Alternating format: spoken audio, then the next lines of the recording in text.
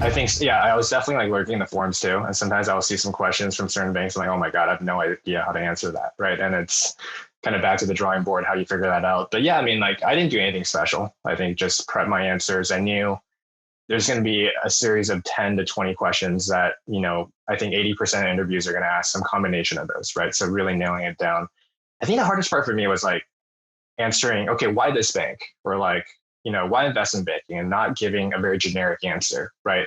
It's easy to say like why Goldman or why Morgan Stanley. It's like, okay, well, these are, premium banks, right? It's easy. You say you can have the best deal experience. You work with the top hot people. They're like, why Stifel? And it's a little bit harder. Like, it's a little bit harder. Yeah. Yeah. I still think there's a good answer for that, right? I think there's a level of exposure and that you can get at some of these other banks. You can get a better deal experience. You can work with great people still. There's a lot of very talented people in the industry. Sometimes you work directly with a VP. And so like there's no associate because they're lean. Yeah, that's exactly. True. Exactly. But it's hard to know that coming in, right? Like, it's just hard to know that.